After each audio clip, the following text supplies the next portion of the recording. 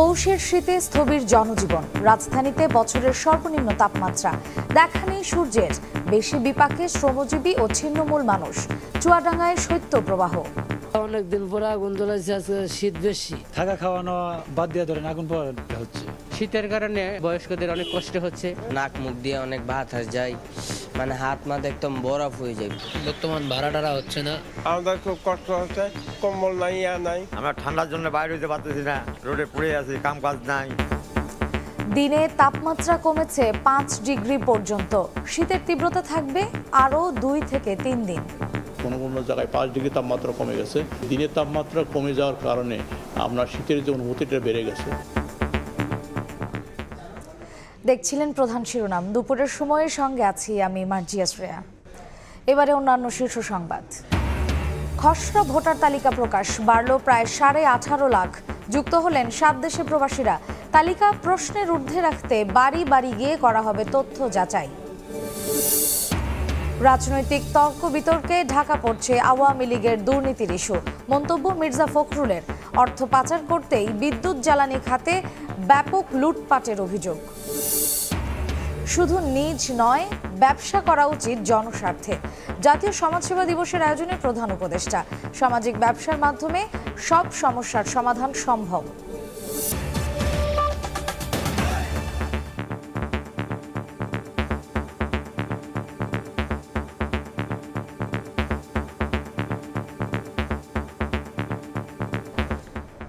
পৌষের শীতে স্থবির জনজীবন, কুয়াশা ও হিমেল হাওয়ায় বেশি বিপাকে পড়েছেন শ্রমজীবী ও ছিন্নমূল মানুষ। রাজধানীতে বছরের সর্বনিম্ন তাপমাত্রা 13.8 ডিগ্রি সেলসিয়াস। আবহাওয়া অফিস বলছে দিনে তাপমাত্রা 5 ডিগ্রি পর্যন্ত কমেছে। এমন পরিস্থিতি অব্যাহত থাকতে পারে আরও 2 থেকে 3 দিন। আগুন জ্বালিয়ে শীত নিবারণের চেষ্টায় মানুষ, দেখে গ্রামের কোনো এলাকা মনে হলেও রাজধানী ঢাকার চিত্র এটি। পৌষের মাঝামাঝিতে কুয়াশা ও হিমেল হাওয়ায় বেশি বিপাকে পড়েছেন শ্রমজীবী ও ছিন্নমূল মানুষ। বাধাগ্রস্ত হচ্ছে জীবিকা, কিছুটা হলেও স্থবির হয়ে পড়েছে জনজীবন। 3-4টা কম্বলও কিচ্ছু হয়েছে না। সামনে দেখতেছি যে মনে ঢাকা সিটির মধ্যে আরো বড় শীত পড়বে। থাকা খাওয়ানো বাদ দিয়ে ধরেন আগুন পোহাতে হচ্ছে। গাড়ি চালানো যায় না, নাক মুখ দিয়ে অনেক বাতাস যায়, মানে হাত মাথা একদম বরফ হয়ে যায়, প্রচন্ড ঠান্ডা, হাত পাও শীর্ষে লাগে আসে, খুব অবস্থা খারাপ। গরিব মানুষ, আমার চলাই লাগবে। এই বছরের শীত পড়েছে তার তুলনায় আজকে অনেক অনেক বেশি, এবং শীতের কারণে বয়স্কদের অনেক কষ্ট হচ্ছে। রাজধানীতে বছরের সর্বনিম্ন তাপমাত্রা 13.8 ডিগ্রি সেলসিয়াস রেকর্ড করেছে আবহাওয়া অফিস। চুয়াডাঙ্গাতে আপনার শৈত্যপ্রবাহ রয়েছে, যেহেতু 10-এর নিচে তাপমাত্রা। তবে যেটা হচ্ছে দিনের তাপমাত্রা যেহেতু অনেক কমে গেছে, এই দিনের তাপমাত্রা কমে যাওয়ার কারণে আপনার শীতের যে অনুভূতিটা বেড়ে গেছে। আবহাওয়া অফিস বলছে ঘন কুয়াশার কারণে রাজধানী সহ সারা দেশে শীত বেশি অনুভূত হচ্ছে। এমন পরিস্থিতি থাকবে আরো 2 থেকে 3 দিন। সারা দেশে দিনের তাপমাত্রা 2 থেকে 4 ডিগ্রি, কোনো কোনো জায়গায় 5 ডিগ্রি তাপমাত্রা কমে গেছে। বিশেষ করে আপনার রংপুর ডিভিশন, তারপরে হচ্ছে ঢাকা ডিভিশনে আমরা দিনের তাপমাত্রা অনেক কমে গেছে। এদিকে শীতের তীব্রতার সঙ্গে পাল্লা দিয়ে বাড়ছে শীতজনিত রোগ, তাই সবাইকে সতর্ক থাকার পরামর্শ চিকিৎসকদের। মাসুদুর রহমান, সময় সংবাদ, ঢাকা। তীব্র শীতে কাঁপছে উত্তরের জনপদ। দেশের সর্বনিম্ন তাপমাত্রা চুয়াডাঙ্গায় রেকর্ড হয়েছে 9.8 ডিগ্রি সেলসিয়াস। ঠান্ডায় চরম বিপাকে পড়েছেন শ্রমজীবীরা। বেলা বাড়লেও দেখা নেই সূর্যের, ঘন কুয়াশায় ঢাকা চারপাশ। পৌষের মাঝামাঝিতে কনকনে ঠান্ডায় স্থবির জনজীবন। গত কয়েকদিন দাপট কম থাকলেও নতুন বছরের প্রথম থেকেই সারা দেশে বেড়েছে শীতের তীব্রতা। ঘন কুয়াশার সঙ্গে বইছে হিম বাতাস, গুড়ি গুড়ি বৃষ্টির মতো ঝরছে কুয়াশা। রাতভর ঝরতে থাকা কুয়াশায় বিপদ বেড়েছে কৃষকদের। বোরো ধানের বীজতলা, আলু ও সরিষার ক্ষেত নষ্টের শঙ্কায় তারা। দৃষ্টিসীমা কমে যাওয়ায় অফিসগামী মানুষ এবং স্কুলগামী শিক্ষার্থীরা পড়েছেন ভোগান্তিতে। দুর্ঘটনা এড়াতে হেডলাইট জ্বালিয়ে চলছে যানবাহন। বর্তমান ভাড়া টাড়া হচ্ছে না, আজকে 2 দিন ধরে ঠান্ডা করতেছে। পঞ্চগড়ে খুব ঠান্ডা বাড়া গেছে, আমাদের খুব কষ্ট হচ্ছে, কম্বল নাই, নাই। সরকার থেকে কিছু দেয় না। আমরা ঠান্ডার জন্য বাইরে হইতে পারতেছি না, রোডে পড়ে আছি, কাম কাজ নাই। কনকনে ঠান্ডা থেকে বাঁচতে অনেকেই খড়কুটো জ্বালিয়ে শীত নিবারণের চেষ্টা করছেন। জরুরি প্রয়োজন ছাড়া বের হচ্ছেন না ঘরের বাইরে। শীতের তীব্রতায় হাটবাজারে গরম কাপড় কেনার ধুম পড়েছে। শীতের সঙ্গে পাল্লা দিয়ে হাসপাতালে বাড়ছে ঠান্ডাজনিত রোগীর সংখ্যা, যাদের মধ্যে শিশু ও বয়স্কদের সংখ্যাই বেশি। এখানে এসে দেখছি এদিককার ঠান্ডা ওদিককার ঠান্ডা, এই ঠান্ডাতে আরো বেশি জড়িয়ে দিচ্ছে। মানে সুস্থ হওয়া তো দূরে থাকা, অসুস্থ আরো বেশি। দুই দিক থেকে বাতাসে মানে আমি নিজেই অসুস্থ হয়ে গেছি, রুগী তো আছে এক অসুস্থ, আমিও অসুস্থ, মানে তামান রাত আমি কেছি আমার গায়ে ঠান্ডা জ্বর। এমন পরিস্থিতিতে অভিভাবকদের আরও সচেতন থাকার পরামর্শ দিয়েছেন চিকিৎসকরা। সর্দার মোহাম্মদ আরিফ, সময় সংবাদ। শীতের আরও খবর জানাতে রাজধানীর হাতির ঝিলে আছেন সহকর্মী মাসুদুর রহমান এবং নওগাঁর মুক্তির মোড় এলাকায় আছেন এমআর রকি। সরাসরি প্রথমেই যাচ্ছি মাসুদুর রহমানের কাছে। রাজধানীর এই মুহূর্তের তাপমাত্রা 15.8 ডিগ্রি সেলসিয়াস, অথচ আজকের সর্বনিম্ন তাপমাত্রা যেটি রেকর্ড করেছে সেটি 13.8 ডিগ্রি সেলসিয়াস। অর্থাৎ ঢাকায় এবছর আজকেই সবচেয়ে কম অনুভূত হচ্ছে, যে সবচেয়ে বেশি অনুভূত হচ্ছে কিন্তু রেকর্ড হয়েছে সবচেয়ে কম তাপমাত্রা। এবং এই যে শীতের এটির যে প্রধান কারণ হিসেবে আবহাওয়া অধিদপ্তর আমাদেরকে জানিয়েছে সেটি হচ্ছে ঘন কুয়াশা। আমরা এবছর রাজধানীতে এখন পর্যন্ত এরকম কুয়াশায় অন্ধকারাচ্ছন্ন অবস্থায় এর আগে দেখিনি, আজকেই প্রথম দেখছি, যে কারণে আজকেও এই বছরের সবচেয়ে বেশি শীত অনুভূত হচ্ছে। এই কারণে আমরা যারাই জরুরি প্রয়োজনে রাস্তায় বের হয়েছে তাদের সাথে কথা বলে আমরা যেটি জানতে পেরেছি যে তারা বিভিন্ন সমস্যায় তারা সম্মুখীন হয়েছেন। বিশেষ করে যারা খেটে খাওয়া মানুষ, দিনমজুর, তাদের কষ্ট বেশি। কয়েকজন রিক্সা চালকের সাথে কথা বলেছিলাম, তারা যেটি বলছে যে হাত একেবারে জমে যাচ্ছে, যে কারণে তারা রিক্সাও ঠিকমতো চালাতে পারছে না। তো প্রত্যেকটি শ্রেণী পেশার মানুষেরই বিভিন্ন ধরনের সমস্যা তারা সম্মুখীন হচ্ছেন। এবং এ কারণে আমরা বিভিন্ন জায়গায় দেখেছি ছোট ছোট করে 8-10 জন বসে আগুন জ্বালিয়ে আগুন পোহানোর যেই চেষ্টা সেটি তারা অব্যাহত রেখেছে, যাতে শীত থেকে নিবারণ তারা পেতে পারেন। এরকম পরিস্থিতি আমরা রাজধানীতে বিভিন্ন জায়গায় সকাল থেকে ঘুরে ঘুরে এই চিত্রটি দেখেছি। আর এ কারণে যেটি হয়েছে যে শীত অনেক বেশি হওয়ার কারণে শীতজনিত যে সকল রোগগুলো রয়েছে সেটিগুলো নিয়েও একটি আশঙ্কা তৈরি হয়েছে। এবং হাসপাতালগুলোতেও শিশু এবং বয়স্কদের যে ভিড় সেটি বাড়তে শুরু করেছে এবং অনেক বেশি অসুস্থতার যে হার সেটি বেড়ে গেছে। এই কারণে চিকিৎসকরাও সবাইকে সতর্ক থাকার আহ্বান জানিয়েছেন যে শীতের মৌসুম, অনেকেই বিভিন্ন জায়গায় চলাফেরা করে কাজের জন্য বা ঘুরতে বের হয়, এই কারণে একটু সতর্কতা অবলম্বনের পরামর্শ দিয়েছে, যাতে করে এই যে শীতের কালে যে শীতজনিত রোগ সেগুলো থেকে রেহাই পেতে পারে। তবে আবহাওয়া অফিস থেকে আপাতত কোনো ভালো সংবাদ নেই নগরবাসীর জন্য। আবহাওয়া অফিস বলেছে এরকম আরও 2 থেকে 3 দিন এই যেরকম প্রকট যে শীত, এই শীত আরও 2-3 দিন তাদেরকে সহ্য করতে হবে। এরপরে 7 থেকে 8 জানুয়ারির পরে কিছুটা কমতে পারে দিনের তাপমাত্রা। এই ছিল আসলে আমার কাছে রাজধানীর তথ্য। উত্তরের জেলা নওগাঁতে আমাদের আরেক সহকর্মী আছেন, তার কাছেও আমরা একটু শীতের খবর জানতে চাই। এমআর রকি, নওগাঁর পরিস্থিতি যদি একটু জানাতেন দর্শকদের। হিমালয় থেকে ধেয়ে আসা যে হিম বাতাস, এই বাতাস কিন্তু এই মুহূর্তে উত্তর জনপদের উপর দিয়ে বয়ে যাওয়ার কারণে তীব্র শীত অনুভূত হচ্ছে এবং কনকনে বাতাসের সঙ্গে ঠান্ডা স্বাভাবিকভাবে জনজীবনের উপর কিছুটা ছন্দপতন এনেছে। গত 2 দিন ধরে কিন্তু এই জনপদের উপর দিয়ে সকালে ঘন কুয়াশা ঝরছে, সে সাথে যে বাতাসের যে পারদ বা বাতাসের যে ঠান্ডা তা কিন্তু রাস্তাঘাটে আমরা দেখছিলাম যে সকালে স্বাভাবিক কাজকর্মে অনেকটাই ব্যাহত হচ্ছে। এবং এই মুহূর্তে কিন্তু এই জনপদে ভর মৌসুম, বিশেষ করে বুড়ো চাষ করার জন্য চাষিরা মাঠে নেমে থাকেন, কিন্তু এই তীব্র ঠান্ডায় কিছুটা তারা বাধার সম্মুখীন হচ্ছেন। এবং অন্যদিকে হঠাৎ করে একটি আবহাওয়ার ছন্দ পতনের কারণে জনজীবনে যেমন প্রভাব পড়েছে, অনেকেই নিম্ন আয়ের মানুষ কিন্তু গরম কাপড় কেনার জন্য ফুটপাতের দোকানগুলোতে তারা ভিড় করছেন। এবং আবহাওয়া নিচে নেমে যাওয়ার কারণে আবহাওয়াজনিত যেসব রোগ বালাইগুলো রয়েছে, বিশেষ করে শ্বাসকষ্ট বয়স্কদের, অন্যদিকে শিশু রোগ বালাইয়ের প্রকোপটা কিন্তু আকস্মিকভাবে বেড়ে যাওয়ার খবর আমরা পাচ্ছিলাম। স্থানীয় আবহাওয়া অফিস আজকে এই জেলায় তাপমাত্রা রেকর্ড করেছে 10.3 এবং এই তাপমাত্রা কিন্তু অসহনীয় বলা হচ্ছে। এবং বিগত কয়েকদিন কিন্তু যে রোদের প্রখরতা ছিল, গতকাল থেকে তাপমাত্রা নিচে নেমে যাওয়ার কারণে কিন্তু অনেক ক্ষেত্রে দুপুরের পর কিছুটা সূর্যের দেখা মিলছে। তবে তাপমাত্রা যে বাতাসের কারণে একেবারে কিন্তু হিম বাতাস গায়ে এসে অনেকটা শীতের প্রখরতা গায়ে বাজছে, ফলে জনজীবনের স্বাভাবিক যে কর্মচঞ্চলতা এটা কিন্তু কিছুটা হলো বাধাগ্রস্ত হচ্ছে। হচ্ছে। তবে জেলা প্রশাসন আমাদেরকে জানিয়েছে হঠাৎ এরকম একটি আবহাওয়া নিচে নেমে যাওয়ার কারণে নিম্ন আর মানুষের জন্য যেসব সহায়তার জন্য গরম কাপড় দেওয়া দরকার, এই গরম কাপড়ের জন্য তারা একটা প্রস্তুতি নিচ্ছেন। 50,000 গরম কাপড় জেলা প্রশাসনের পক্ষ থেকে চাওয়া হয়েছে। ইতিমধ্যে তারা কিছু গরম কাপড় পেয়েছেন। নিম্ন আর মানুষের জন্য বিভিন্ন তৃণমূল পর্যায়ে সরবরাহের চিত্র আমরা দেখছিলাম। সব মিলে কিন্তু হঠাৎ এই আবহাওয়া নিচে নেমে যাওয়ার কারণে এক ধরনের ছন্দ পতন আমরা লক্ষ্য করছিলাম জনজীবনে। তো এই ছিল সার্বিক এই অঞ্চলের শীতের খবর আমার কাছে। শীতের তীব্রতার খবর জানতে সরাসরি ছিলাম নওগাঁ এবং রাজধানীর হাতিরঝিলে। অন্য প্রসঙ্গ, খসড়া ভোটার তালিকা প্রকাশ করল নির্বাচন কমিশন।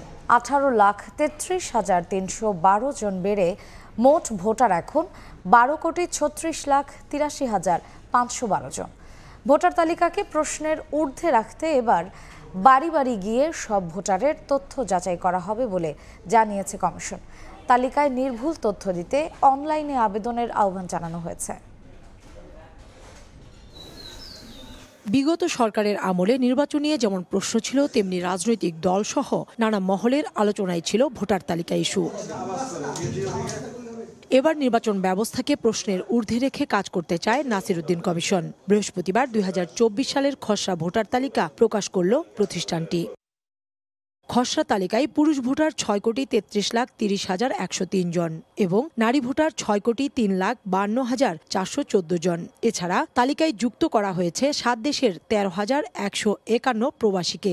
সব মিলিয়ে মোট ভোটার এখন 12,36,83,512 জন। তালিকা নিয়ে আপত্তি গ্রহণের শেষ দিন 17 জানুয়ারি, যা 30 জানুয়ারির মধ্যে নিষ্পত্তির পর 2 মার্চ চূড়ান্ত ভোটার তালিকা প্রকাশ করবে ইসি। আগামী 20 জানুয়ারি থেকে শুরু হবে বাড়ি বাড়ি গিয়ে ভোটার তালিকা হালনাগাদ, যা শেষ হবে 30 জুনের মধ্যে। বাদ পড়ে যাওয়া ভোটারদের তথ্য সংগ্রহের জন্য বাড়ি বাড়ি যাব, সেই কার্যক্রম শুরু হবে আগামী 20 জানুয়ারি। অতীতের ভোটার তালিকা নিয়ে যে প্রশ্ন তোলা হয়েছে তা কতটুকু নিরসন হয়েছে তা নিয়েও কথা বলেন কমিশনার সানাউল্লাহ। ভোটার তালিকার শুদ্ধতার অভাব বলছি, এটা মূলত 3টা কারণে হচ্ছে। মৃত ভোটারদের তালিকা থেকে বাদ না পড়া, কোথাও কোথাও দ্বৈত ভোটার থাকার সম্ভাবনা, বিদেশি নাগরিক কেউ আপনার প্রতারণা করে তালিকার মধ্যে সংযুক্ত হয়ে গেছেন কিনা, রোহিঙ্গারা যাতে ভোটার হতে না পারে সেজন্য আমরা একটা বিশেষ ব্যবস্থাপনা আছে এবং ওই এলাকাকে বিশেষ এলাকা ডিক্লেয়ার করে আলাদাভাবে আপনার ওখানে তালিকাভুক্তি করা হয়। আমরা একটা সন্তুষ্টি লেভেলে পৌঁছাতে পারবো এই ভোটার তালিকার বিশুদ্ধতা নিয়ে। 2025 সালে ভোটার হওয়ার উপযুক্তরা ভোট দিতে পারবেন কিনা তা নিয়ে আলোচনার পর সিদ্ধান্ত নেওয়া হবে। ভোটারের বয়স নিয়ে রাজনৈতিক ঐকমত্য হলে সময়মতো ব্যবস্থা নেবে কমিশন। কাউসারা চৌধুরী কুমু, সময় সংবাদ, ঢাকা। রাজনৈতিক তর্ক বিতর্কে হারিয়ে যাচ্ছে আওয়ামী লীগের দুর্নীতি ইস্যু, এমন মন্তব্য করে বিএনপি মহাসচিব মির্জা ফখরুল ইসলাম আলমগীর বলেছেন, ক্ষমতায় গেলে বিদ্যুৎ ও জ্বালানি খাতের সব দুর্নীতির পর্যালোচনা করে ব্যবস্থা নেওয়া হবে। আর স্থায়ী কমিটির সদস্য ইকবাল হাসান মাহমুদ টুকুর দাবি, লুটপাটের জন্য বিদ্যুৎ খাতকে ব্যবসা প্রতিষ্ঠানে রূপ দিয়েছিল আওয়ামী লীগ, করা হয়েছিল অর্থ পাচারের মাধ্যম। কুইক রেন্টাল অথবা রূপপুর প্রকল্প, যেখানে বিদ্যুৎ কেন্দ্র প্রতিষ্ঠা করা হয়েছে সেখানে দুর্নীতির অভিযোগ উঠেছে তৎকালীন আওয়ামী লীগ সরকারের বিরুদ্ধে। একদিকে বিদ্যুতের দাম বাড়ানো এবং জনগণের কাছ থেকে সারচার্জ আদায় করা হয়েছে, অন্যদিকে তাদের নানা অনিয়মের কারণে ঋণের বোঝা বেড়েছে বাংলাদেশের। বিদ্যুৎ খাতের দুর্নীতি, অনিয়ম ও টাকা পাচারের ফিরিস্তি নিয়ে বৃহস্পতিবার গুলশানে দলের চেয়ারপারসনের কার্যালয়ে সংবাদ সম্মেলন করেন বিএনপির শীর্ষ নেতারা। দলটির স্থায়ী কমিটির সদস্য ইকবাল হাসান মাহমুদ টুকু অভিযোগ করেন, বিদ্যুৎ খাতে দুর্নীতির মহোৎসব চলেছে আওয়ামী লীগের শাসন আমলে। দাবি করেন, এ খাতকে লুটপাটের ব্যবসায় রূপ দিয়ে অর্থ পাচারের রুট হিসাবে ব্যবহার করেছে তারা। বিদ্যুৎ খাতটা তারা একটা একটা ব্যবসার খাত বানিয়ে ফেলেছিল এবং তারা বুঝতে পেরেছিল এই খাত থেকে কুইক মানি বানানো যায় এবং কোনো হিসাব না দিয়ে, কারণ বিদ্যুৎটা তো হাওয়া, বিদ্যুৎ দেখা যায় না।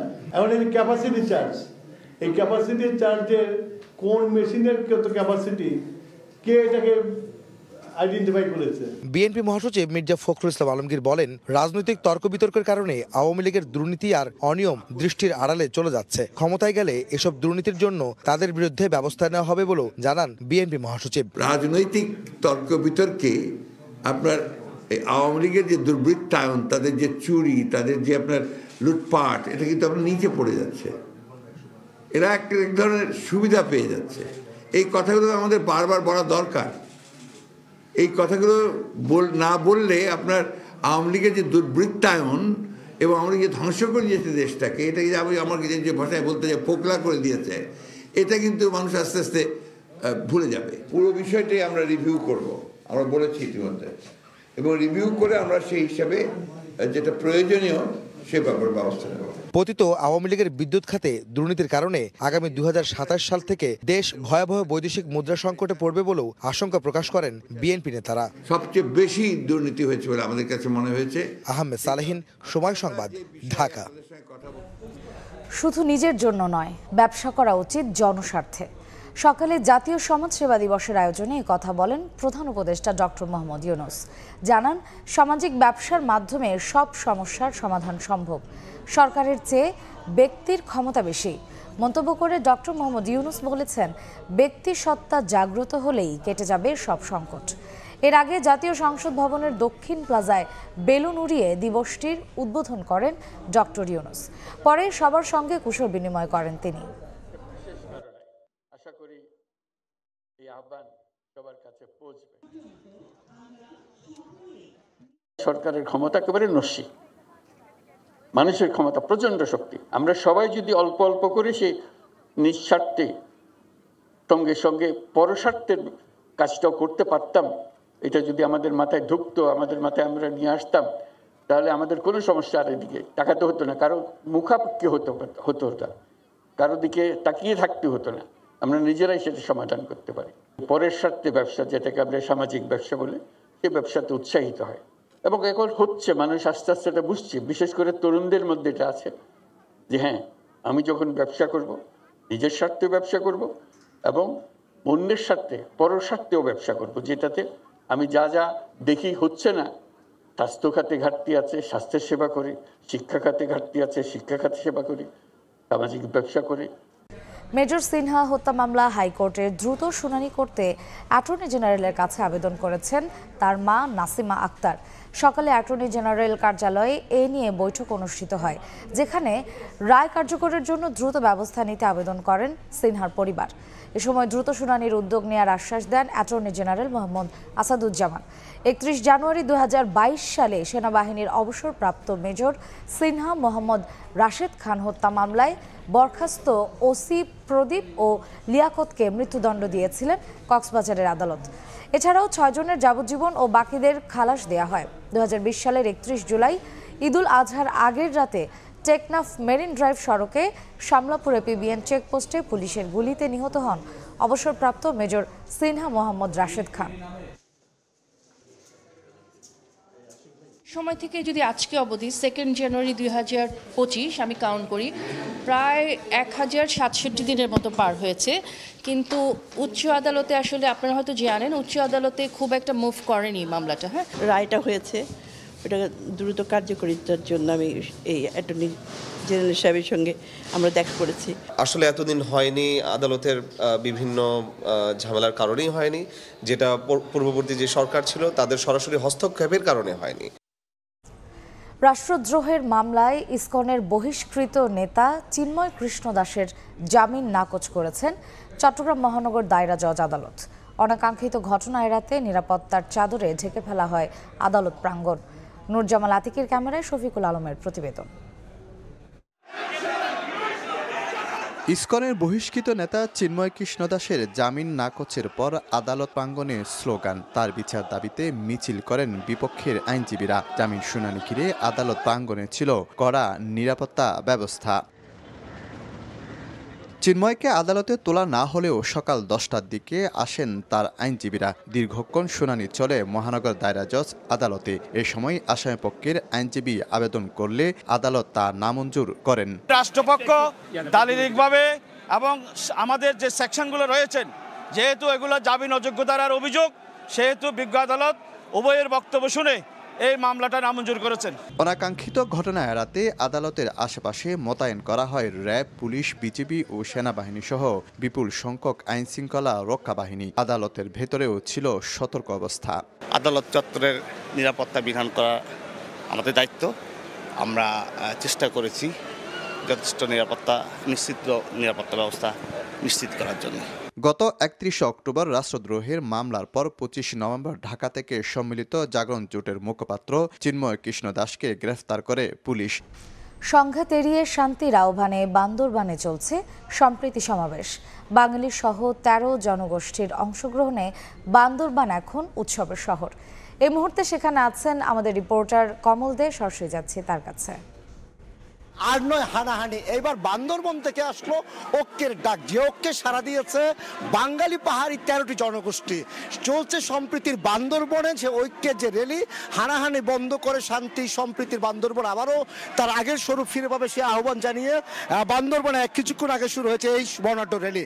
যে র্যালিতে অংশ নিচ্ছে বাঙালি পাহাড়ি অর্থাৎ 13টি জনগোষ্ঠী রয়েছে বান্দরবন পার্বত্য ছাড়া। বাঙালি রয়েছে, চাকমা রয়েছে, মারমা রয়েছে, ত্রিপুরা রয়েছে, বম রয়েছে, খুরমি রয়েছে, চাক রয়েছে, তঞ্চঙ্গা রয়েছে, ম্রো রয়েছে।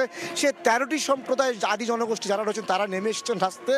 তারা বলছেন তারা শান্তি চান, তারা আর কোনো বিভেদ চান না, হানাহানি চান না। কারণ সাম্প্রতিক সময়ে বান্দরবানে বিভিন্ন দুর্গম অঞ্চলগুলিতে যে হানাহানি বিরাজ করছে তাতে জনজীবন বিপর্যস্ত হয়ে পড়ছে, পর্যটন শিল্প বিপর্যস্ত হয়ে পড়ছে এখানকার যে আয়ের পথ সে পথগুলি খুলে দেওয়ার জন্য এই যে 13টি জনগোষ্ঠী একসাথে কিন্তু রাস্তায় নেমেছে। তারা আজকে র্যালি করছে। সেই র্যালিটি শুরু হয়েছে বান্দরবানের যে রাজার মাঠ রয়েছে সেই রাজার মাঠ থেকে এই র্যালি পৌঁছাবে জেলা পরিষদ চত্বরে এবং সেখান থেকে তারা পথনাটক বিভিন্ন তার প্রতিবাদ যে কর্মসূচি সেগুলি তারা পালন করছে। তারা বলছে তারা এখানে যে আছে তাদের যে নানা যে সংঘাত সৃষ্টি হচ্ছে পাহাড়ি দুর্গম এলাকাগুলিতে, পর্যটন শিল্পে ধস নামছে, সে পর্যটন শিল্প যেন আবারও তার স্বরূপ ফিরে পায়, পর্যটকরা যেন আবারও বান্দরবান পার্বত্যচূড়ায় ফিরে আসে সে আহ্বান জানিয়ে এই জনগোষ্ঠীরা কিন্তু আজকের এই সে যে মিছিল সম্প্রীতির বান্দরবনের যে মিছিল সে মিছিলে অংশ নিচ্ছে। আমরা দেখছি হাজার জনগোষ্ঠী যারা রয়েছেন 13টি জনগোষ্ঠীর কথা বলছিলাম,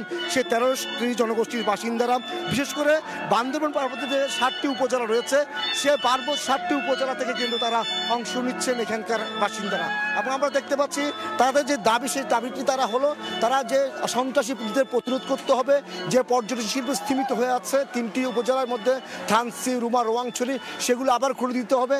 তাদের যে জনজীবন যে আবার স্বাভাবিক জীবনে ফিরিয়ে আনা সেটি চালিয়ে যেতে হবে। অর্থাৎ বলা চলে যে সম্প্রীতি যে বিভেদ ছিল এখানে হানাহানি, সে হানাহানি বন্ধ করে আবারও বান্দরবন তার সম্প্রীতির বান্দরবন ফিরে পাবে এমনটি আশা করছে এখানকার 13টি জনগোষ্ঠী। সেই মিছিল অংশ নিচ্ছেন, শুরু হয়েছে সেই মিছিল। এখন পর্যন্ত বান্দরবন ছিল আমার কাছে সর্বশেষ।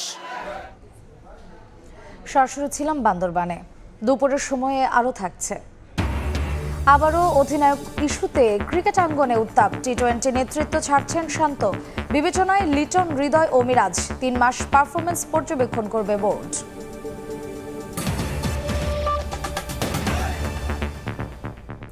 পোষ্য কোটা পুরোপুরি বাতিলের দাবিতে রাজশাহী বিশ্ববিদ্যালয়ের প্রশাসনিক ভবনে অনির্দিষ্টকালের জন্য তালা ঝুলিয়ে দিয়েছেন আন্দোলনরত শিক্ষার্থীরা। ভেতরে আটকা পড়েছেন উপাচার্য সহ প্রশাসনিক কর্মচারীরা। দাবি আদায় না হলে রোববার থেকে ক্লাস পরীক্ষা বর্জনের হুঁশিয়ারি দেন শিক্ষার্থীরা। আব্দুল সালামের ছবিতে মওদুদ রানার প্রতিবেদন।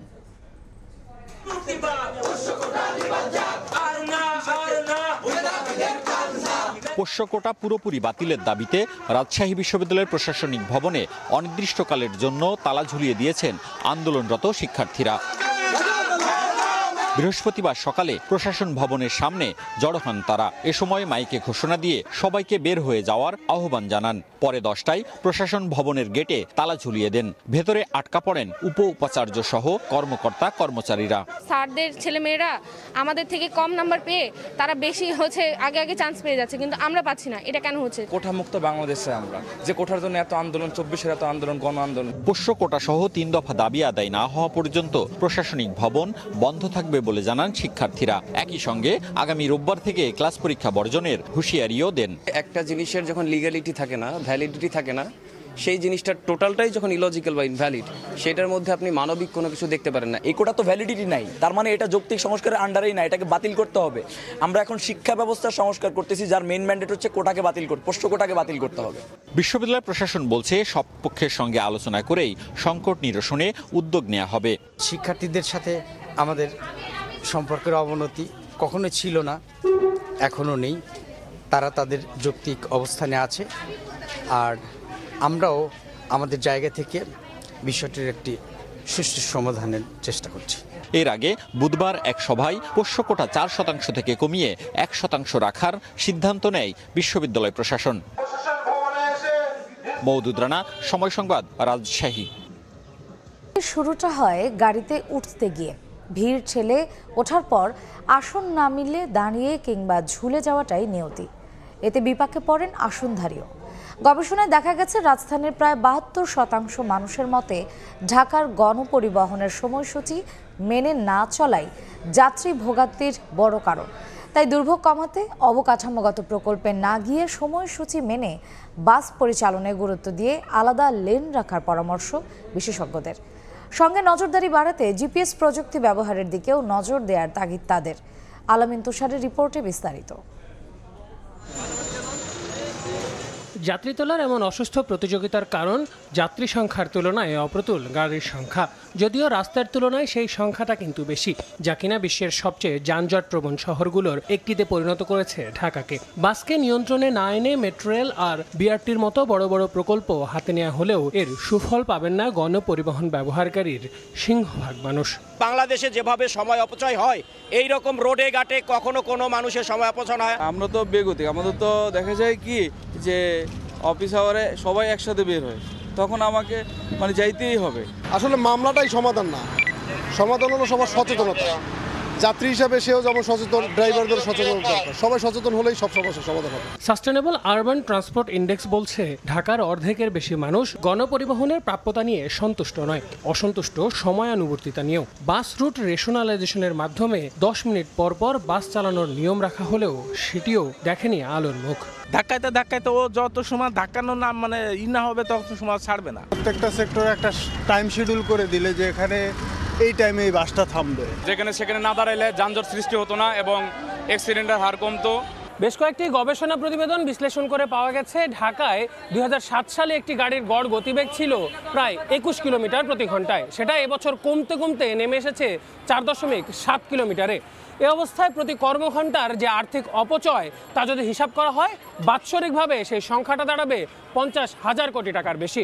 নির্ভরযোগ্য বাস নেটওয়ার্ক যাত্রীদের সন্তুষ্টির মাত্রা বাড়াবে স্বীকার করে নিজেদের জায়গা থেকে বাস মালিক এবং চালকদের সঙ্গে নিয়ে সরকারের পাশে থাকার কথা জানাচ্ছে সড়ক পরিবহন মালিক সমিতি। এদিকে আসছে ফেব্রুয়ারি থেকেই ঢাকার অন্তত 9টি রুটে সময়সূচি অনুযায়ী বাস পরিচালনা শুরুর কথা বলছে বাংলাদেশ সড়ক পরিবহন কর্তৃপক্ষ। টাইমিং একটা বিষয়, অনেক মালিকদেরও অনীহা, কারণ এটা দীর্ঘদিনের একটা অভ্যাসে পরিণত হয়ে গেছে। এই অবস্থার পরিবর্তন করার জন্য আমরা উদ্যোগী হচ্ছি। তো ওই 9টা রুট আমরা চালু করে দেব, আমরা এবার ফেব্রুয়ারি মাসে চালু করে দেব। যখন এটা আমরা চালু করব, কোনো কম্পিটিশন হবে না, সে সিরিয়ালি যাবে, টাইম অনুযায়ী সে যাবে। এদিকে নজরদারি নিশ্চিতে দেশীয় প্রযুক্তি নির্ভর স্বল্প ব্যয়ে দীর্ঘমেয়াদী ফলপ্রসূ প্রকল্প হাতে নেওয়ার পরামর্শ এই যোগাযোগ বিশেষজ্ঞের। সঙ্গে বাসকে সময়সূচির মধ্যে আনতে বাস নির্ভর আলাদা লেনের ব্যবস্থা করারও তাগিদ তার। যেখানে 2 বা তার চেয়ে বেশি লেন আছে, আমরা বাসের জন্য আলাদা লেন একটা করে দিতে হবে। যে ভেহিকেলগুলিতে আসলে যাত্রী সংখ্যা বেশি, তারাই শুধু এই লেনে চলতে পারবে। স্বয়ংক্রিয় কৃত্রিম বুদ্ধিমত্তার ব্যবস্থাপনা করা যায়, তাহলে যারা আসলে লেন ভায়োলেশন করবে তাদেরকে এখানে একটা পানিশমেন্টের আওতায় আনতে হবে।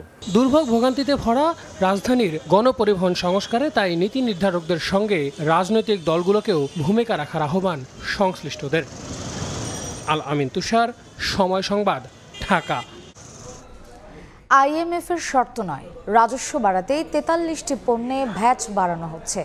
এতে নিত্যপণ্যের দামে প্রভাব পড়বে না। দুপুরে সচিবালয়ে ক্রয় সংক্রান্ত উপদেষ্টা পরিষদের সভা শেষে বলেছেন অর্থ উপদেষ্টা। আসছে বাজেটে স্বাস্থ্য শিক্ষা খাতে বরাদ্দ বাড়ানো হবে বলেও জানিয়েছেন তিনি। ইনফ্লেশনের মেইন আমাদের ওয়েটটা ইন্ডিকেটরসগুলো হলো চাল, ডাল, এইগুলো আপনারা জানেন। আমরা যে সমস্ত জিনিসের দাম বাড়িয়েছি ওগুলোর ভেরি ইনসিগনিফিক্যান্ট পার্ট অফ আমাদের ইনফ্লেশন বাজেটে। ভ্যাটটা ইউনিফর্ম 15% করেছে, কিন্তু সেখানে ক্যালকুলেশন যখন হয় তাই প্রত্যেকটা ভ্যাটের স্টেজে যখন তার ট্যাক্সটা দেয় আলটিমেটলি কিন্তু সে 15% ভোক্তা দিচ্ছে না। রাজধানীর পূর্বাঞ্চলে শুরু হয়েছে মাসব্যাপী ঢাকা আন্তর্জাতিক বাণিজ্য মেলা। মেলার দ্বিতীয় দিনের খবর জানাতে যুক্ত হচ্ছেন রিপোর্টার ফরহাদুর রহমান। সরাসরি যাচ্ছি তার কাছে। 29তম ঢাকা আন্তর্জাতিক বাণিজ্য মেলার দ্বিতীয় দিনের দুপুর। এই মুহূর্তের পরিস্থিতি যদি বলি, সকাল থেকে যখন মেলার ফটক খুলে দেওয়া হয় তারপর থেকেই ধীরে ধীরে মানুষ আসা শুরু করেছেন। তবে সেই সংখ্যাটা খুব একটা বেশি নয়, কেননা একই সাথে যেহেতু শীত পড়েছে, পাশাপাশি মেলার মাত্র সবে দ্বিতীয় দিন, এখন পর্যন্ত বহু স্টল কিন্তু প্রস্তুত হয়নি। অনেকে কাজ সারছেন, পাশাপাশি অনেকে গোছানোর কাজটুকু করছেন। সেসব বিবেচনায় কিন্তু মেলা যে জমে উঠেছে সেটি বলা চলে না। তবে একেবারেই যে দর্শনার্থী নেই বা ক্রেতা নেই সেটাও না, মাঝামাঝি পরিস্থিতিতে আছে। এবং আমরা মেলার পুরো চত্বরটি ঘুরে দেখেছি। এখানে দর্শনার্থীরা মূলত এখন এই মুহূর্তে তারা মূলত পণ্যগুলো দেখছেন, অনেকে দামাদামি করছেন, কোনো কোনো দোকানে কিছু বেচা কেনা হচ্ছে। তবে অধিকাংশ ক্রেতারাই কিন্তু এখন পর্যন্ত দেখার মাঝেই আছেন। মেলার যেটি বলছিলাম যে মেলার সবগুলো স্টল এখনো চালু হয়নি, কেননা আজকে মাত্র দ্বিতীয় দিন। অন্যান্য সময় একই পরিস্থিতি দেখা যায়। বিক্রেতারা যেটি বলছেন, গতকাল মেলার উদ্বোধন করার পর থেকে মানুষজন কিছুটা আসা শুরু করেছেন এবং আজকে সেটার ফ্লো কিছুটা বেড়েছে। এবং আগামী 2-3 দিনের ভিতর যখন মেলার স্টলগুলো পুরোপুরি প্রস্তুত হয়ে যাবে সেই সময় থেকে মূলত মেলার বেচা কেনা জমে উঠবে। এবছর একটি তথ্য জানিয়ে রাখি, মোট বাংলাদেশ ছাড়াও মোট 7টি দেশের বিভিন্ন প্যাভিলিয়ন স্টলে দোকান বসেছে, তারা সাজিয়ে রেখেছেন। বিশেষ করে ভারত, পাকিস্তান এবং যদি আমরা তুরস্ক, মিশরের কথা বলি, তারাও বিভিন্ন ধরনের চাদর, বিভিন্ন ধরনের পণ্য, বাতি, ঝাড়বাতি এবং অন্যান্য পণ্য নিয়ে তারা বসেছেন। পাশাপাশি বাংলাদেশি বিভিন্ন প্রতিষ্ঠান তারা অন্যান্য সময় যেরকম ভাবে বিভিন্ন বাসাবাড়ি আসবাবপত্র, কাপড় চোপড়, জুতা এবং অন্যান্য পণ্য কিন্তু তারা নিয়ে এসেছেন। এবং মেলাতে যেটি দেখা যাচ্ছে, শীতের একটা প্রভাব কিন্তু পড়েছে। আজকে ঢাকায় এই বছরের মতো সবচেয়ে কম তাপমাত্রার রেকর্ড হয়েছে এবং সেটার প্রভাবও কিন্তু পড়ছে বলে ক্রেতা বিক্রেতা উভয়ে বলছেন। তবে মেলার যে পরিস্থিতি এখন বলা চলে, মেলায় মানুষজনের উপস্থিতি ধীরে ধীরে বাড়ছে। সকালবেলা যেটি ছিল আসলে দুপুর নাগাদ সেটির পরিমাণ বাড়ছে এবং এখানকার বিক্রেতারা যেটি বলছিলেন যে বিশেষ করে এই বাণিজ্য মেলায় শুক্র এবং শনিবার সরকারি ছুটির দিনে মানুষজনের উপস্থিতি একটু বেশি থাকে এবং যেহেতু আগামীকালকে সরকারি ছুটির দিন, এই দিনে মেলার এই ও দর্শনার্থীর উপস্থিতি আরো বাড়বে এবং এবছর যে পরিবর্তিত পরিস্থিতিতে তাদের ব্যবসায়িক যে মন্দা কিছুটা চলছিল সেটির তারা কাটিয়ে উঠতে পারবেন এবং এবার মেলা জমে উঠবে বলে তারা প্রত্যাশা করছেন। তো বাণিজ্য মেলা প্রাঙ্গণ থেকে এই ছিল আমার কাছে সবশেষ খবর। সরাসরি ছিলাম ঢাকা আন্তর্জাতিক বাণিজ্য মেলায়। বিপিএল টিকিট ইস্যুতে আবারও উত্তপ্ত হোম অব ক্রিকেট। স্টেডিয়াম সংলগ্ন সুইমিং পুল কমপ্লেক্সের কাউন্টারে অগ্নিসংযোগ ও ভাঙচুর করেছে বিক্ষুব্ধ জনতা। উত্তেজনার এক পর্যায়ে গেট ভেঙে ভেতরে প্রবেশ করে টিকিট প্রত্যাশীরা। প্রত্যক্ষদর্শীদের দাবি, অনলাইন এবং বুথে সর্বনিম্ন মূল্যের টিকিট না পাওয়ার জেরেই এমন পরিস্থিতির সৃষ্টি হয়। আছে ব্যাপক কালোবাজারির অভিযোগও। আবারও উত্তপ্ত হোম অব ক্রিকেট, আবারও ঘটেছে ভাঙচুর, ঘটেছে টিকিট বুথে অগ্নিসংযোগের মতো ন্যাক্কারজনক ঘটনাও। এসব চিত্র স্টেডিয়াম সংলগ্ন সুইমিং পুল কমপ্লেক্সের টিকিট কাউন্টারের। অভিযোগ, প্রথম দিনের মতো এদিনও বেড়েছে টিকিট নিয়ে কালোবাজারিদের দৌরাত্ম্য। টিকিট 600 টাকা করে চাই, তারপরে আমরা দাঁড়াইছি সিরিয়ালে, তারপরে টিকিট এদিকে না দিয়ে ওরাও দিয়ে গেছে, তাই সবাই এদিকে ভাঙচুর করছে। 10 জন এসে এদিক থেকে টিকিট নিয়ে যাচ্ছে, পরে ওই ব্যাংকের সামনে গেলাম, মহিলা 10 জন দেখেছি আমরা। এটা আইন শৃঙ্খলার বাহিনী কোনো পদক্ষেপ নিচ্ছে না। আমি ভোলা থেকে আসছি খেলা দেখার জন্য, উদয় বরিশালে খেলা জানা ওরা আইসা সময় থেকে বেশি টিকিট কাটতে তাহলে কি রাইছি আমরা 200 টাকার টিকিট 1200 টাকা যাচ্ছে। যারা ক্রিকেটে খাওয়া বোঝে না তারা ব্যাংকের সামনে তারা টিকিট দিচ্ছে, আমাদের টিকিট কোথায়? এদিন কেবল ভাঙচুর আর অগ্নিসংযোগেই সীমাবদ্ধ নেই, ঘটেছে গেট ভেঙে অনুপ্রবেশের ঘটনাও। নিরাপত্তা রক্ষীদের পেরিয়ে দলবদ্ধভাবে ভাঙা হয় 4 নম্বর গেট। তাতে ফিজিক্যাল বুথে বন্ধ করে দেয়া হয়েছে টিকিট বিক্রি। সাধারণ ক্রিকেট প্রেমীদের জন্য যা বাড়িয়েছে ভোগান্তি। টিকিট এখানে পাওয়া যায় না, আসে দেখতেছি কোনো ভাঙচুর, আগে থেকে মনে হয় টিকিট নাই এখানে। বছরে একবার বিপিএল খেলা দেখতে আসে, তো যার কারণে টিকিট না পেলে এই ক্ষোভটা মানুষের মধ্যে সৃষ্টি হয়েছে। সৃষ্টি হওয়ার কারণে এখন ছেলেপেলে সবাই মিলে ভাঙচুর করছে। এত কষ্ট করে সে যদি টিকিট না পাই আমাদের কিভাবে হতাশ বানাচ্ছে। এখানে আসলাম, এসে দেখি যে টিকিট নিয়ে চলে গেছে, টিকিট পাওয়া যাচ্ছে না। 20 মিনিট টিকিট দেওয়ার পরে আবার টিকিট অফ করে দিছে। আজকে আবার বলছে 10টা বাজে টিকিট দিবে, আমরা 10টা বাজে আসছি, 10টা বাজে টিকিট দেয় না, আমরা 12টা পর্যন্ত লাইনে দাঁড়াইছিলাম। এর আগে বিপিএল এর প্রথম দিনেও উত্তপ্ত ছিল হোম অফ ক্রিকেট। পরে সেনাবাহিনীর উপস্থিতিতে পরিস্থিতি নিয়ন্ত্রণে আনা হয়। এদিনও বাড়ানো হয়েছে আইন শৃঙ্খলা বাহিনী। তবে টিকিট নিয়ে চলতে থাকা এসব তুলকালাম আন্তর্জাতিক পরিমণ্ডলে নষ্ট করছে দেশের ক্রিকেটের ভাবমূর্তি। সাব্বির মিথুন, সময় সংবাদ, ঢাকা। বিপিএল এর টিকিট বেচা কেনার আরো খবর জানাতে এই মুহূর্তে মিরপুর শেরি বাংলা জাতীয় ক্রিকেট স্টেডিয়ামে আছেন রিপোর্টার সাজিদ মুস্তাহিদ। সরাসরি চলে যাচ্ছি তার কাছে।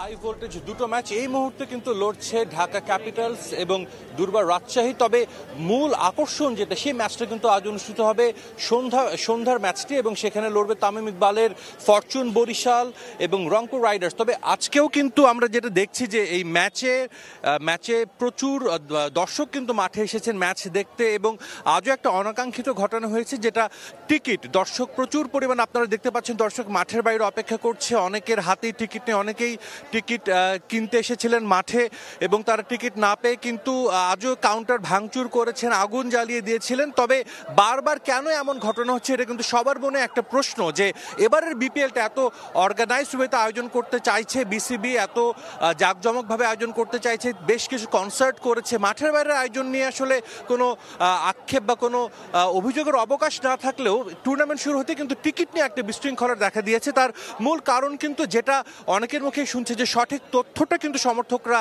জানতে পারছে না, যে টিকিটটা তারা কিভাবে সংগ্রহ করবেন বা কোথা থেকে সংগ্রহ করবেন। এই বিষয়টা কিন্তু বিসিবির কিছুটা আমরা গাফিলতি দেখতে পাচ্ছি। কারণ আমরা জানি যে টিকিট এবার অনলাইনে দেওয়ার কথা বলেছিলেন বিসিবি সভাপতি ফারুক আহমেদ। তবে অনলাইনে টিকিট কাটতে গিয়েও কিন্তু অনেককেই বেশ ভোগান্তি পোহাতে হচ্ছে। শুধু তাই নয়, অতীতে আমরা দেখেছি মিরপুর স্টেডিয়ামের পাশেই যে একাডেমি মাঠের পাশে এখানে একটা কাউন্টার, সেখান থেকে টিকিট বিক্রি করা হয়। এবার কিন্তু সেখান থেকে টিকিট বিক্রি করা হচ্ছে না। আর একটা নতুন কাউন্টার করা হয়েছে মিরপুর 11:30 সিটি ক্লাব মাঠে, সেটার সামনে কিছুক্ষণ আগে গিয়েছিলাম, তবে সেই কাউন্টার একেবারেই খালি, কোনো সমর্থক সেখানে নেই। এই বিষয়গুলো কিন্তু আসলে বিসিবি বা বিপিএল গভর্নিং কাউন্সিল সঠিকভাবে সমর্থকদের পর্যন্ত পৌঁছে দিতে পারছে না, যে কোথায় গেলে তারা টিকিটটা কাটবে বা কোথায় গেলে তারা টিকিটটা পাবে। এবং যার কারণেই আমরা জানি যে যেদিনে বরিশালের ম্যাচ থাকে, বরিশালে যেহেতু তামিম ইকবাল খেলছেন, মাহমুদুল্লাহ রিয়াদ, মুশফিকুর রহিম এবং শাহিন শাহ আফ্রিদি রয়েছেন, সবচেয়ে তারকা খচিত দল কিন্তু এবার গড়েছে ফরচুন বরিশাল, এবং তাদের ম্যাচ থাকলে কিন্তু টিকিটের চাহিদাটা অনেক বেড়ে যাচ্ছে। সো ডেফিনেটলি আরও বেশ কয়েকদিন এখানে ম্যাচ রয়েছে, এবং বিসিবিকে অন্তত এই টিকিট আপনার ব্যবস্থাপনাটা কিন্তু আরও দক্ষভাবে পালন করতে হবে, সেটা কিন্তু বলাই যায়। তো আমার কাছে মিরপুর থেকে এই ছিল সবশেষ খবর। সরাসরি ছিলাম মিরপুর শের বাংলা ক্রিকেট স্টেডিয়ামে। টি-20 দলের নেতৃত্ব ছাড়লেন নাজমুল হোসেন শান্ত। এর আগে গুঞ্জন উঠলেও এবার তার পদত্যাগের অনুরোধ মেনে নিয়েছে ক্রিকেট বোর্ড। টি-20 দলের নেতৃত্ব ছাড়লেও চালিয়ে যাবেন টেস্ট আর ওয়ানডে দলের ক্যাপ্টেন্সি। এদিকে শান্ত পরবর্তী সময়ে অধিনায়কত্বের দৌড়ে এগিয়ে আছেন লিটন কুমার দাস। গুঞ্জনের শুরু দক্ষিণ আফ্রিকা সিরিজ।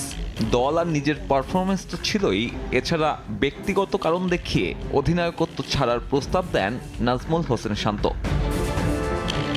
এরপর সে গুঞ্জন ডালপালা মেলেছে বহু। চোটের কারণে শান্তর খেলা হয়নি আফগানিস্তান সিরিজ। এরপর ওয়েস্ট ইন্ডিজের বিপক্ষে টি-20 সিরিজের আগে সেরে উঠলেও অজানা কারণে তা না খেলে শান্ত ঘাম ঝরিয়েছেন এনসিএল টি-20-তে।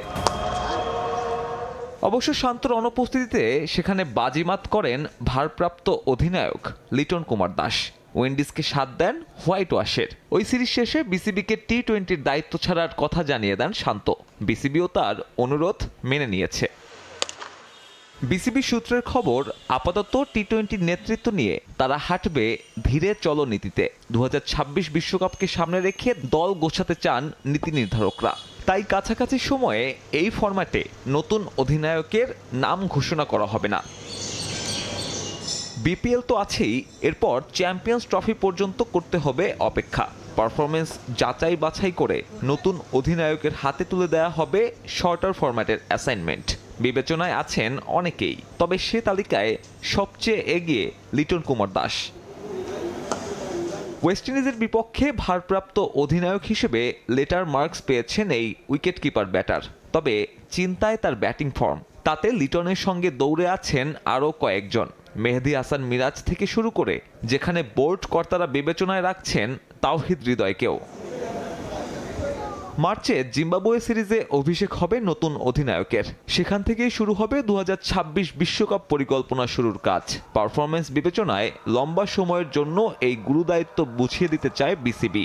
এখন পর্যন্ত এই ফরম্যাটে বাংলাদেশকে নেতৃত্ব দিয়েছেন ভিন্ন 11 জন। সাব্বির মিথুন, সময় সংবাদ। এই পর্যায়ে শীর্ষ সংবাদগুলো জানিয়ে দিচ্ছে আরেকবার। পৌষের শীতে স্থবির জনজীবন, রাজধানীতে মৌসুমের সর্বনিম্ন তাপমাত্রা, দেখা নেই সূর্যের, বেশি বিপাকে শ্রমজীবী ও ছিন্নমূল মানুষ, চুয়াডাঙ্গায় শৈত্যপ্রবাহ। খসড়া ভোটার তালিকা প্রকাশ, বাড়ল প্রায় 18.5 লাখ, যুক্ত হলেন 7 দেশের প্রবাসীরা। তালিকা প্রশ্নের ঊর্ধ্বে রাখতে বাড়ি বাড়ি গিয়ে করা হবে তথ্য যাচাই। এবং রাজনৈতিক তর্ক বিতর্কে ঢাকা পড়ছে আওয়ামী লীগের দুর্নীতির ইস্যু, মন্তব্য মির্জা ফখরুলের। অর্থ পাচার করতেই বিদ্যুৎ জ্বালানি খাতে ব্যাপক লুটপাটের অভিযোগ।